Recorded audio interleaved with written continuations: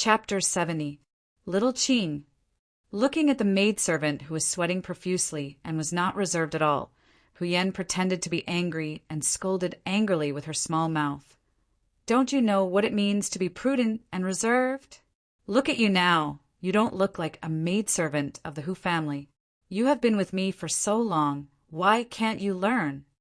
Huyen still looked like she wanted to seize the opportunity to teach little Qing a lesson. Unexpectedly, little Qing did not listen to this at all. Instead, she looked at Huyen with a pair of bright black eyes and said, Miss Dong Shuai went to the red light district last night." What? A simple sentence was enough to make Huyen, who wanted to pretend to be a miss, suddenly change her attitude. Her originally pouting mouth was already wide open, but then she suddenly closed it tightly and said with a voice that was close to gnashing her teeth, "I didn't expect that he is also such a shameless man." Originally, she wanted to come here to take credit and also to prove that her identity as a spy lived up to her name. She did not expect that one sentence would cause the miss to misunderstand her meaning. Little Qing quickly corrected herself and said, Wrong. Dong Shuai did go to the red light district, but it was not an ordinary place of prostitution. He went to Jiu Art's workshop. Not only that, he also sang 3 songs there. I heard that each song made people feel refreshed and shocked.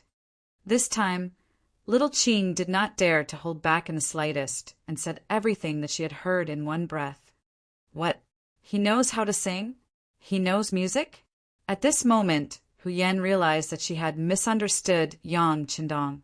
However, at this moment, she would not admit that she was wrong, because her body and mind had been attracted by a better topic. Not only does he know, I heard that one of the songs was about a tragic love story. It was about a long time ago there was a firearms camp. Song Laosan's family lived next to them. They had nothing to do, and then there was a man called Little Six and a girl called Big Lotus. Little Qing also knew half of it and did not completely understand. She only heard it repeated by others. Things that passed through other people's ears were not very clear. Huyen was a very smart girl. She was able to make out the gist of it. He's the 6th young master. Could this little 6th be referring to him? Could that Delien be a girl he knows in Jianing? Does he really know how to act out a story for fun? I heard that Dong Shuai not only knows it, but he is also very good at it. After one song, even Lady Xiang, who is famous for her beauty, was ashamed. She took the initiative to give up the stage and retreated. She did not have the face to come out again. Xiaoqing thought about how she had spent some money and heard the story of the scholar who happened to be at Jui's shop last night. She couldn't help but feel excited. Was there anything this Dong Shuai wouldn't do? Is there such a thing? Huyen's eyes were naturally wide open, and her face was full of joy. She felt as if she had done something great. Of course, I also heard that the top courtesan of 100 Flowers Hall, Lady Shui, who is also famous for her beauty, has rushed to Yang village in the south of the city in a sedan chair. She said that she wants to be apprenticed to a master. The more little Qing spoke, the bigger her eyes became. That was an expression of being honored, as if she was the one who had been acknowledged as a master. Huyen, who was listening in riddles, immediately blushed when she heard that Lady Shui was going to Yang village to be apprenticed to a master. Shameless! How can Dong Shuai accept someone like her as his disciple?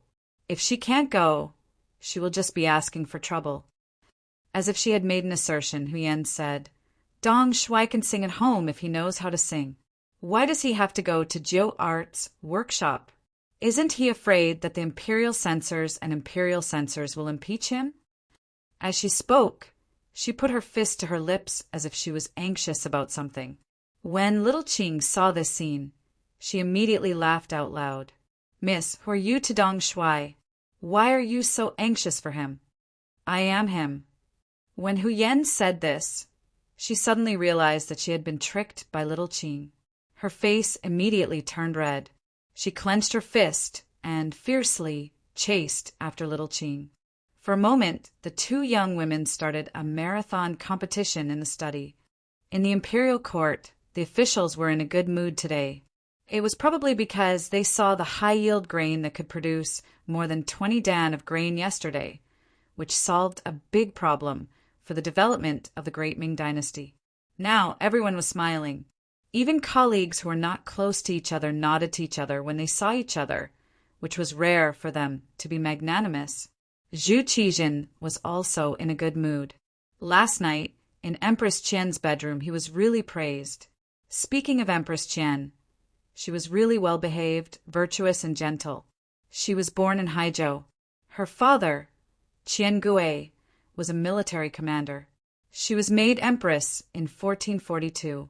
From then on, she only had one person in her eyes, Zhu Qijin.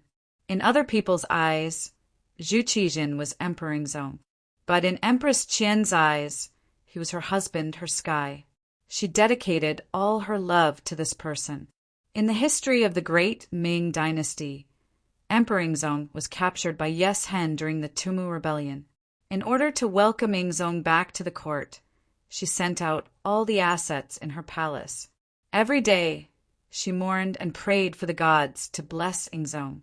When she was tired, she would lie down on the ground, which caused one of her legs to be disabled. She cried all day and cried until one of her eyes was blind. Later, Emperor Yingzong returned to the capital and was imprisoned in the Nangong Palace. During this period, life was difficult.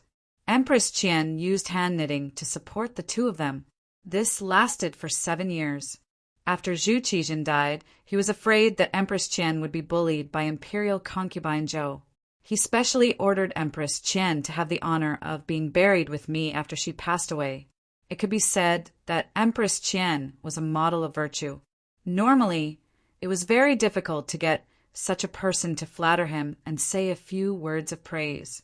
However, after seeing the potatoes at Yangjia village, Empress Qian acted out of character. She praised Yingzong endlessly, saying that it was because the emperor was virtuous that he was bestowed with such a high-yielding and auspicious item. She said that Yingzong should devote himself to state affairs and work hard for the prosperity of the great Ming dynasty. After receiving Empress Qian's praise, he was much more enthusiastic and proactive when serving the emperor in bed. This caused Zhu Qijin to wake up in the morning with a face full of radiance. He was unable to contain his joy and was in a good mood. When the emperor's mood was good, the officials were naturally happy as well. During the morning court, the officials became much more amiable.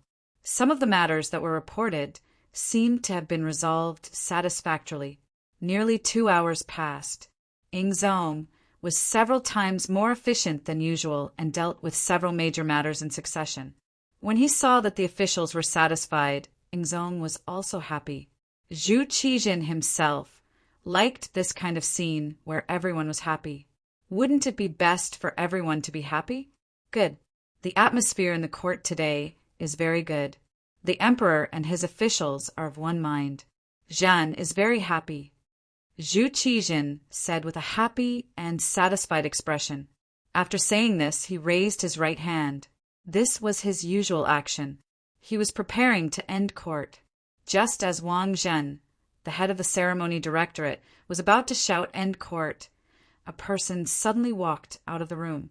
This person had a short stature, and as soon as he left the room, he fell to his knees and said, "Your Majesty, this subject, Suyojin, has a memorial." This official heard that in the red light district last night, the newly appointed crown prince Yang Qindong sang loudly in the Nine Arts workshop. He actually dared to share the stage with an actress. This is truly a disgrace to an official. This official asks the emperor to punish him. With such a good situation, Yingzong was in a happy mood. Suddenly, a person like this appeared. Not only did he kneel down and shout, he actually criticized the crown prince, who had made a great contribution yesterday, Yang Qindong. This shout caused the originally harmonious scene between the emperor and his officials to change. When all the officials looked at Suyojin, their faces were filled with anger. As an official of the court, going to the red light district was a disgrace. especially when he dared to share the stage with an actress. It was a disgrace to an official. Su Yojin was an imperial censor in the imperial censorate and was even a 7th-rank official. It wasn't wrong for him to spread rumors. However, he also needed to look at the time and situation, right? Just yesterday, the emperor had just appointed Yang Qindong as the crown prince's horse, Washington. Today he went to impeach him. What did this mean? Was he trying to say that the emperor was capricious? At this moment, not only were the officials angry, even Yingzong's face was filled with displeasure. Wang Zhen, who was standing beside him, glared fiercely at Right Capital Imperial Censor Qin Yi. His meaning was that this was his subordinate. How could he not know when to advance or retreat and be so tactless? Regarding this, Right Capital Imperial Censor Qin Yi also had an expression of being wronged. Although he was the head of the imperial censor, not all imperial censors needed his approval before they could submit a memorial. However, everyone who was on duty had this authority. They would give you face and greet you. However, there were countless cases where they didn't give you face and suddenly attacked you. It was clear that this time, Su Yojin didn't communicate with him. Instead, she chose to reprimand him in front of the court. Most of the time, people who reprimand him would offend people. Usually, this kind of person wouldn't have a good ending in the future. After all, in the officialdom, if you respect me, I'll return you 10 feet. If you're good, I'm good, everyone will be good. However, if there were people who didn't want to be united and wanted to cause trouble, they would naturally not be tolerated by everyone. However, the imperial censors didn't belong to this category. Their original duty was to reprimand and complain about injustice. They would spread the news to the imperial court and deliver it to the emperor's ears. Therefore, in terms of duty, Su Yojin's actions weren't wrong. Not only that, the emperor couldn't kill him. Not killing the imperial censors was originally set by Ming dynasty's first ancestor, Zhu Yuanzhang. Although Yingzong wasn't happy with Su Yojin's actions, he couldn't do anything. He could only retract his right hand that he was about to raise. He then looked at the officials and asked, "Let's discuss this. How should we handle this matter?" Chapter 71. He said handle, not deal. This in itself was a clear indication of Yingzong's attitude. He'd only been promoted yesterday because he'd offered up a potato. If Yang Qindong hadn't been so young, a minor 5th-rank position would have been a bit too light. Zhu Qijin had just said that when the immortal abode opened for business, he would attend if he had the time. This was a disguised form of compensation. All of the officials were well aware of this, but none of them objected. After all, this was what Yang Qindong deserved. But it had only been a day. No, it hadn't even been 24 hours yet. Yet, someone was already impeaching Yang Qindong. How was this a memorial? This was clearly a slap to the emperor's face. As the saying went, if the lord was humiliated, the subject would die. All of the officials knew that they had an obligation and a responsibility to absolve Yang Qindong today. Otherwise, if they judged others by their own standards, wouldn't it be possible for them to be rewarded one day and taken back the next? Regardless of whether the lips were gone, the teeth would feel cold, or whether officials would protect each other. The officials had no choice but to stand in Yang Qindong's shoes. However, before the officials could think of a way to express their stance, another person stepped forward. When he stepped forward with his ceremonial tablet in hand, the officials knew something was wrong. Some of them even revealed anxious expressions. Reporting to Your Majesty, this subject Yu Qian agrees with Governor Su's request. As an official of the court, he should strictly abide by the law. However, not only did he wander around the brothels, he even dared to sing on the same stage as an entertainer. This is truly a loss of face for us court officials. Your Majesty, please issue an edict to punish him. As he spoke, the proud left assistant minister of the Ministry of War, Yu Qian, knelt on the ground and bowed. Yu Qian, courtesy named Tingyi, was from Qiantang. He had studied diligently since his youth and had lofty ambitions. He admired Wen Tianxiang's integrity and had kept Wen Tianxiang's image at his side for decades. This Yu Qian was not the great master who smoked, permed his hair, and drank wine, but he was actually one of the loyal and famous ministers of the Ming dynasty. He attached importance to reputation and integrity, to fame and fortune. When he died, his family did not have any wealth left. He attached importance to dying for a benevolent cause, to death. After the Tumu Fort rebellion, he fought to the death in Walla without retreating. He attached importance to the country, to the emperor. After the Tumu Fort rebellion, when we elected Zhu Qiyu as the emperor, we claimed that we were doing it for the sake of the country, not for our own personal interests. Yu Qian was so strong that even Wang Jin couldn't do anything to him. He was one of the few officials who made Steward Wang feel helpless. At this moment, he stood out and supported Su Yozhen, making the situation even more complicated and serious. This subject has a different opinion. The Minister of Revenue, Wang Zhua, stepped forward, as if he was afraid that there would be other officials who would agree with him. Zhu Qijin, who was frowning, suddenly heard an official say that he had a different opinion. He was startled and said, "Speak." "Your Majesty, although the Nine Arts Workshop is in the red light district, it is not a place where one can seek pleasure. It can be considered a pure land. Yang Shima going there isn't a violation of the rules." Wang Zhua spoke first, separating the Nine Arts Workshop from the red light district. This was his excuse. Secondly, of the 6 arts of a gentleman, there is the word music. Yang Shima created Yang Bao, and his many talents have long been known to the world. It is nothing much for him to sing a few songs. On the contrary, this subject feels that this is because he understands the affairs of the people and can show the style of a minister. A minister is omnipotent and knows everything. Thirdly, Yang Shima is still young and has just entered the capital.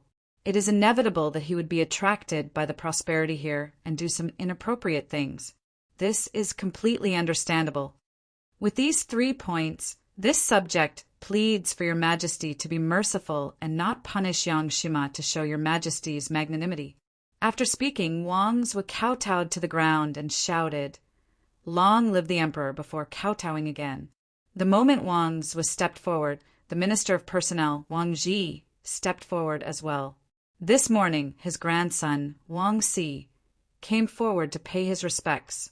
Kneeling on the ground, he recounted the events that happened at the Nine Arts Workshop in detail. Using his own words, if not for his provocation, Yang Qindong wouldn't have gone on stage to sing, and there wouldn't have been any trouble. If the censors were to impeach him, he hoped that his grandfather would speak up for him. Otherwise, if Yang Qindong were to be punished as an accomplice, he wouldn't be in a good position either. After hearing the story, Wang Ji was infuriated. This grandson of his was good at everything.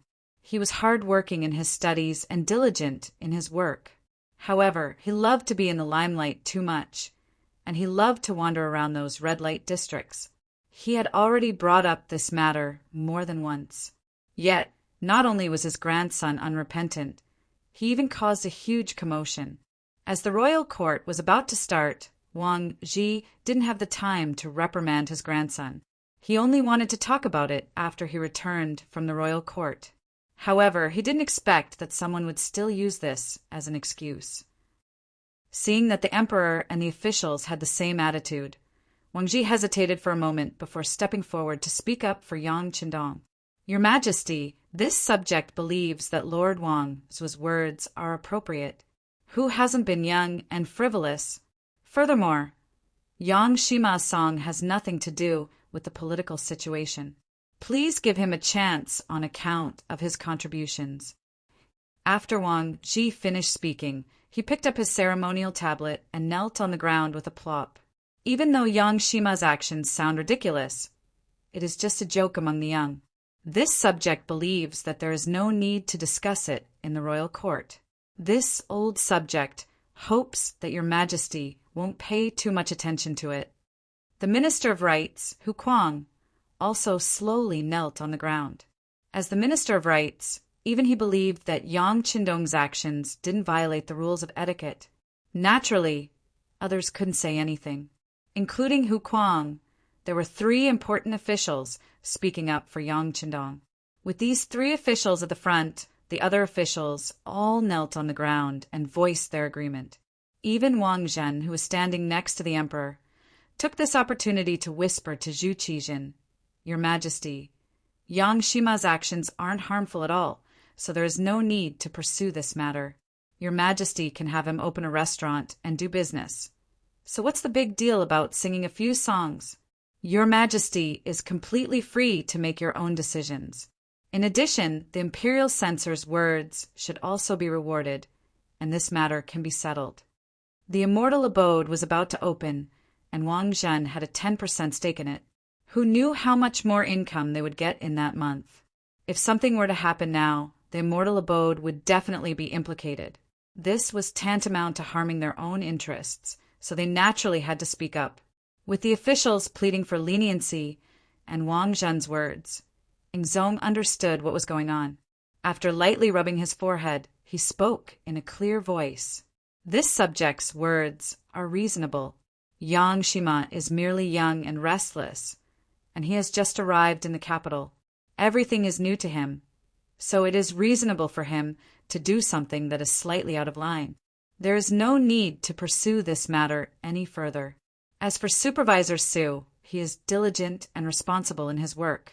He will be rewarded and promoted to the position of Supervisor of the Imperial Censorate's Bureau of Experience." The Imperial Censorate's Bureau of Experience was a 6th-rank official. Compared to his previous 7th-rank official position, it was a 2-rank promotion. This could be considered an explanation for this person's actions. The officials were immediately overjoyed, all of them cheering for the emperor's wisdom. Just when everyone thought that the matter had been resolved and all the officials were about to stand up, who would have thought that the newly promoted imperial censor Su Yozhin would continue to kowtow to the ground and ask, "Your Majesty, if Yang Shima continues to sing songs in the future, can you make an exception and not pursue this matter? His Majesty has already promoted you, but you still want to bite on this matter and not let it go. This means that you don't know how to do things. You don't know how to conduct yourself." For a moment, some of the officials looked at him with stern eyes. The feeling that Su Yozhin gave them before was not like this. This person was smooth and slick and very good at dealing with people. Transferring him to the Imperial Censorate was just a way to gain experience and accumulate experience. But why was this person so stubborn today? Did he want to provoke the Emperor's displeasure? At this moment, Yingzong was indeed a little angry. Seeing that Su Yozhin still wanted to hold on to this matter and not let it go, he loudly reprimanded. Zhen said Yang Shima is young and restless, and he is multi-talented. Yang Shima's story was his doing. Since writing a story can be accepted by everyone, so what if he sings a song? In the future, there is no need to report such matters. If you have the time, why don't you observe the suffering of the common people and see if the officials are doing their best? It was clear that Yingzong had a problem with the Imperial Censorate. Right Imperial Censorate Qin, he lowered his head and did not dare to say anything. Feeling that Yingzong's anger was not good, the other officials naturally did not dare to say anything.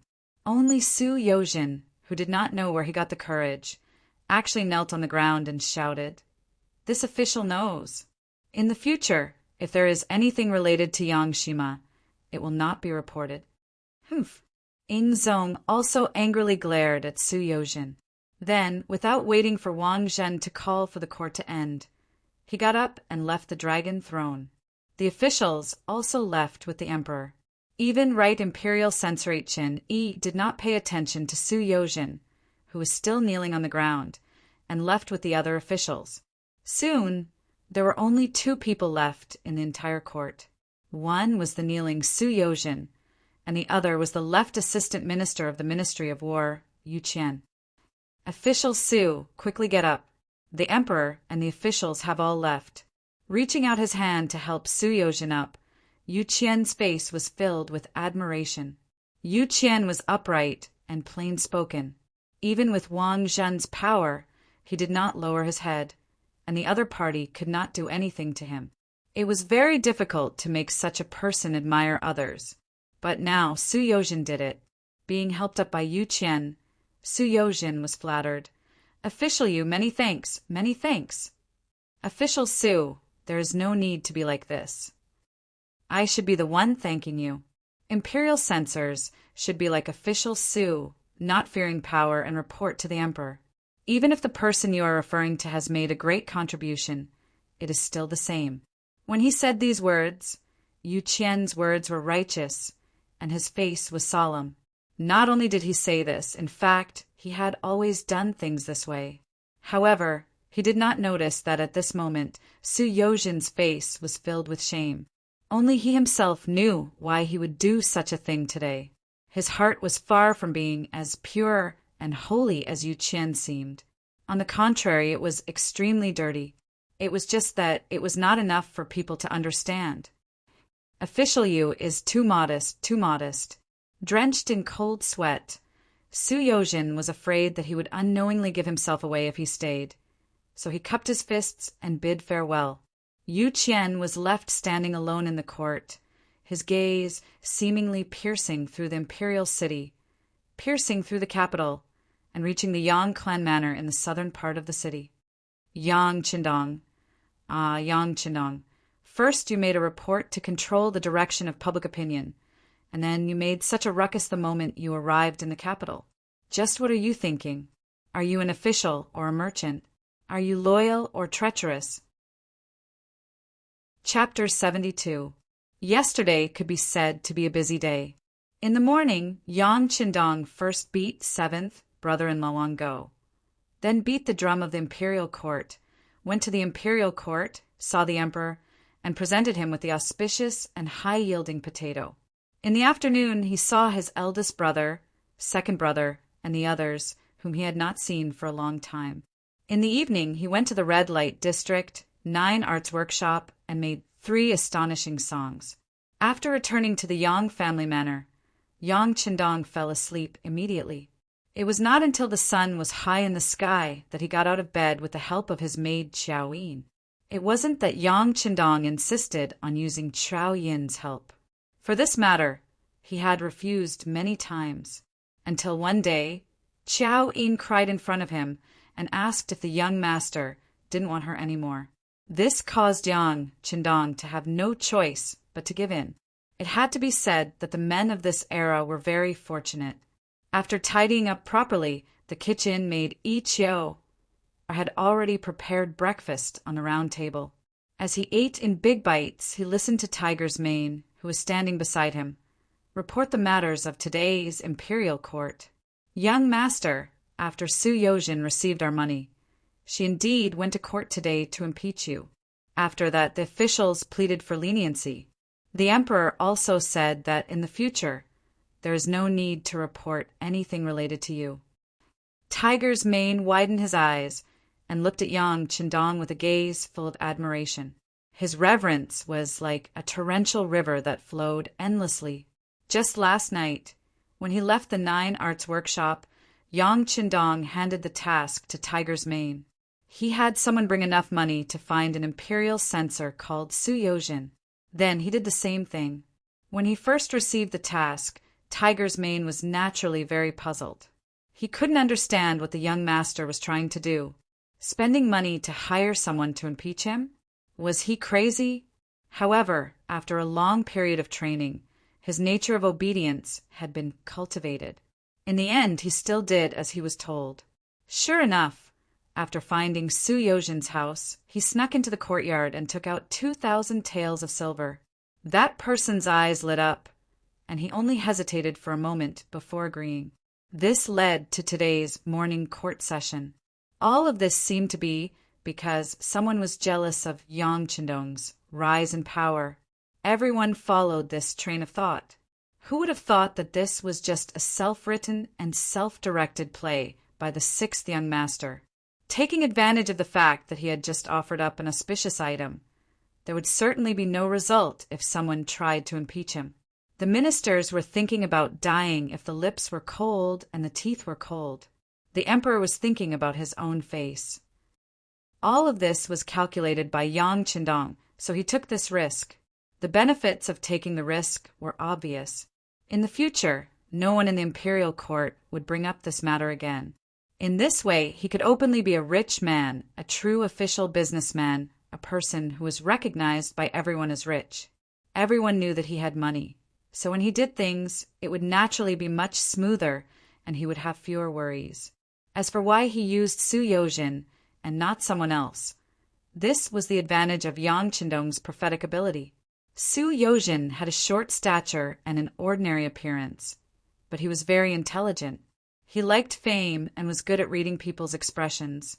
In history, when Ming was restored, he had made a great contribution. Later on, he became an important minister with great power. During this time, he had also engaged in open and secret struggles with Shi Heng and Chao Jixiang within the ruling class. This kind of person clearly had some ability, and he valued benefits. He also had the identity of an imperial censor. If he didn't use him, wouldn't it be a waste? The ancients had long said that it was better to offend a gentleman than a villain. Based on this principle, Yang Qindong interacted with a gentleman based on the principle of respect. Towards villains, he used benefits to pull them together. In this way, he could take care of all aspects and eliminate many dangers invisibly. Naturally, people like Su Yojin should be used well. If he really had talent, he would be given the opportunity to show it. But when it came to sincere friendship, it was far from enough. Not bad. After listening to Tiger's Main's report of the situation, Yang Qindong smiled with satisfaction. Your people in the Security Bureau have worked hard. Reward the relevant personnel with 100 taels of silver. As the bureau chief, you can deal with it as you see fit. Rewards should be given for meritorious service.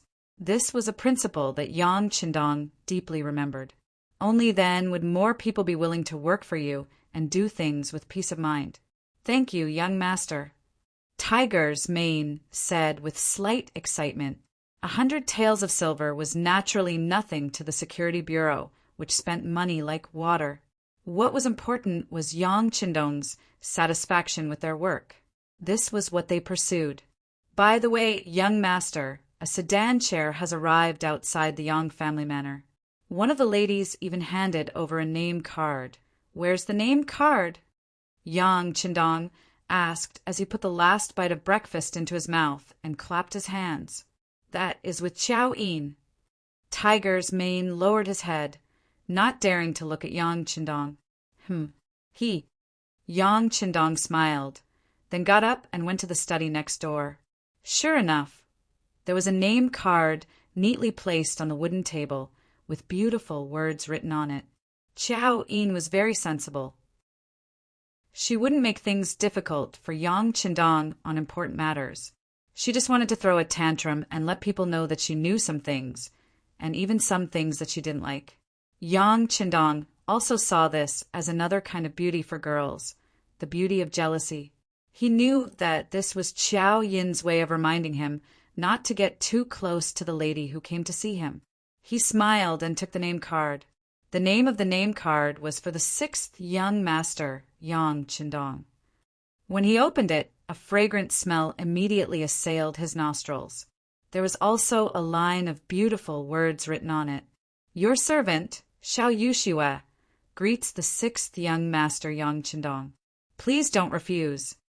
Jun Yuxue. Yang Qindong took the name card and walked out of the study to Tiger's Mane, who had a respectful expression on his face. Knowing that this was a question for him, Tiger's Mane thought for a moment before the identity of this person popped up in his mind. Young master, Xiao Yuxue is Lady Shue's name. Oh, so it's Lady Shue. She's smart. By the way, is Lady Xiang here yet? Yang Qindong recalled Dong Hanxiang's struggling expression last night. No. Tiger's Mane shook his head and scolded Lady Xiang in his heart for not being sensible enough. The young master Yang Qindong personally went to your 9 arts workshop and sang 3 songs. You don't know how to take advantage of such an opportunity? It really makes one speechless. Yang Qindong's face clearly flashed with a hint of loneliness. It was unknown whether he was feeling pity for Lady Xiang or lamenting the outdated views of people nowadays. Forget it. Since Lady Shui came in person, I'll just meet her. If she's a talent, I'm willing to teach the young master Yang Qindong a few things.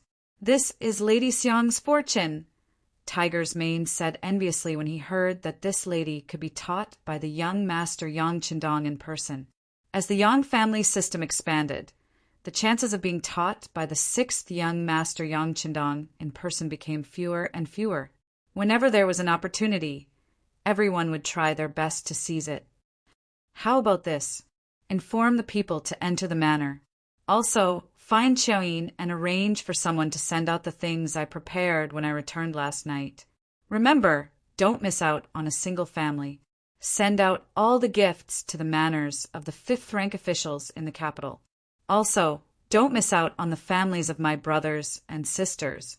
Yang Qindong didn't want to offend people by sending out gifts. That wouldn't be worth it. Yes, Tiger's Mane naturally knew about this and immediately agreed. However, he didn't leave immediately. Instead, he looked hesitant. What's wrong? Is there something else?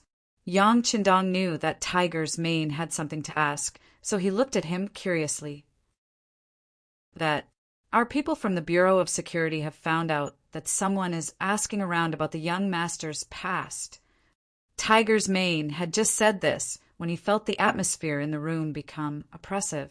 He saw Yang Qindong's expression become extremely solemn, even a little cold. Who is it? The young master. It's not just anyone. It's Huyen, the granddaughter of the Minister of Rights, Huyen, the daughter of the Imperial Guard's town supervisor, Hu Changming. This is some information on her. Tiger's Mane took out a small book from his bosom and turned to leave. This matter wasn't about someone worrying about the sixth young master's safety. It was highly likely that it was about the love between a man and a woman. Even though he was the young master's subordinate, he couldn't interfere in this matter. It's actually a woman?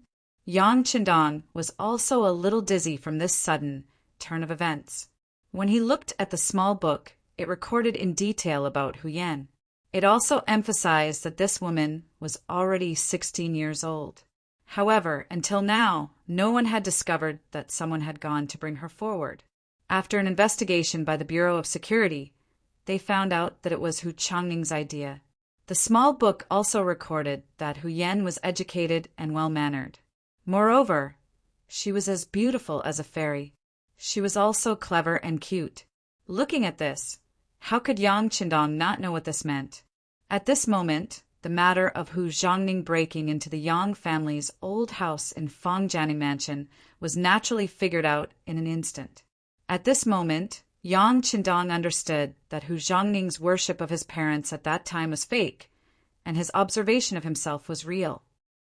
The daughter of the Hu family seems to come from a good background. Yang Qindong thought and smiled. No wonder Tiger's man reported the situation to him after being pestered like this. He must have known the importance of this matter. To be honest, if the Bureau of Security hadn't found out that someone was investigating the sixth young master this time, they naturally wouldn't have noticed Huyen, and the following things wouldn't have happened. Well, it's better to let nature take its course when it comes to love. After reading the small book, Yang Qindong put it in a small cabinet in the study. For him, it was still too early to talk about love. How to successfully lay a good foundation was the most important thing. In the side hall of the Yang family's manor, Madame Shui was sitting with the servant girl Xiaowei. Even though he was seated, he still had a nervous expression on his face. His face was flushed red, making him look even more enchanting. Chapter 73. Seeing Xiao Yushua's nervousness, Xiaowei tried to cheer her up. Miss, you don't have to be so nervous. You can relax.